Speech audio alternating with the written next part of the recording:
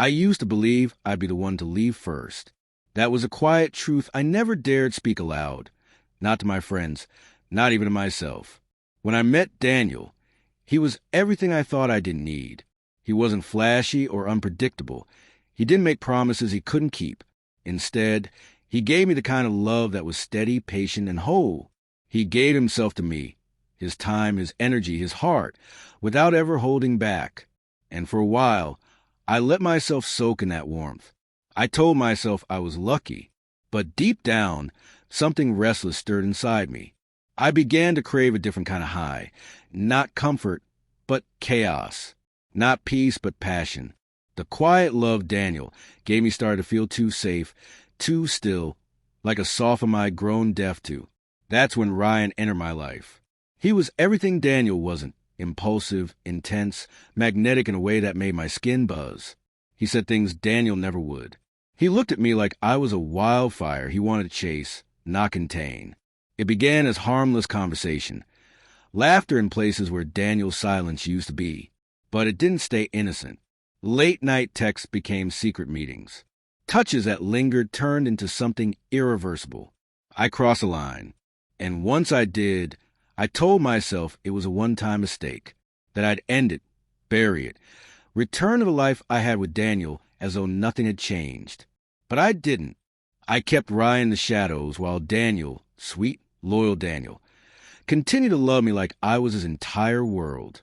I thought I was untouchable, that Daniel's love would shelter me, even from the consequences of my own betrayal. But karma doesn't always arrive with thunder. Sometimes it walks in quietly, dressed like an ordinary day. He came home early one afternoon, holding my favorite coffee in one hand and a small bouquet in the other.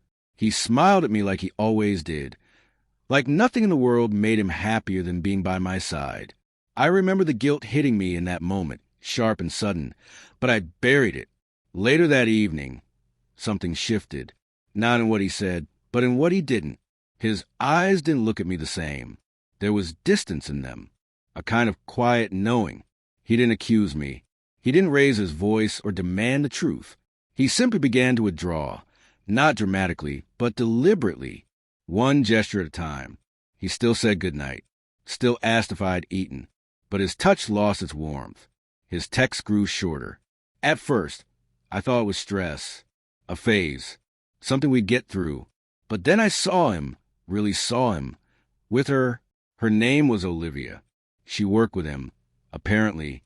I caught them one night in the city, outside a small Italian place we used to go to.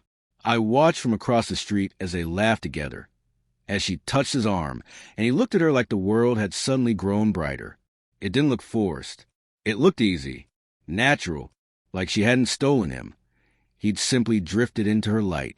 I told myself it was nothing, just colleagues. But deep down I knew he had already started giving someone else the parts of him I once held. And he wasn't doing it out of revenge. He didn't flaunt her to make me jealous. He simply didn't belong to me anymore.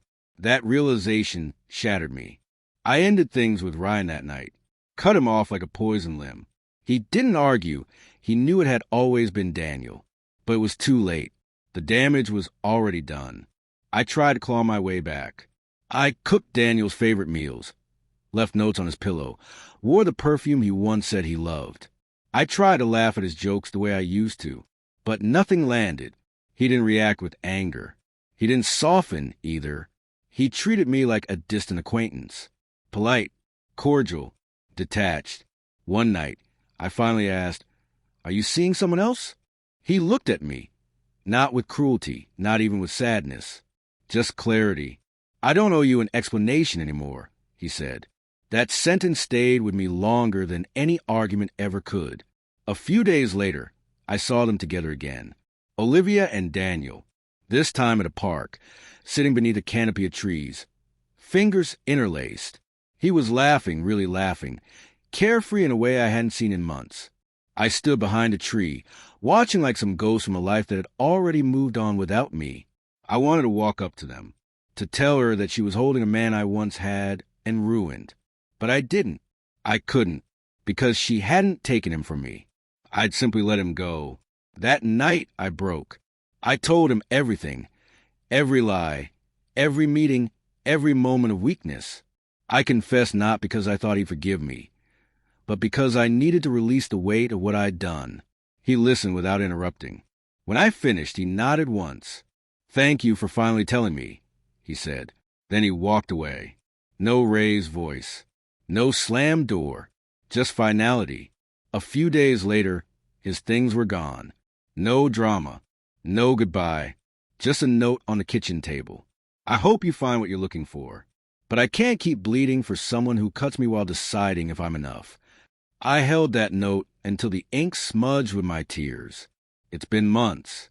I hear he's officially with Olivia now. And strangely, I can't hate her. She's everything he deserves. Gentle, grounded, kind. I see photos of them sometimes. At festivals. Holding hands. Smiling in ways that make it clear he's whole again. And the cruelest part of all is knowing that the love I once had, the love I threw away, was always enough. He was always enough. I was the one who wasn't. If I could rewind time, I'd delete every message, every stolen moment. I'd wrap my arms around Daniel and never let go. But life doesn't work like that. It doesn't offer do-overs, only consequences. And my consequence is living with the image of him loving someone else, with the same ease, the same devotion, the same heart I once had. Except now, it belongs to someone else. And the silence he left behind, that's the only revenge he ever needed.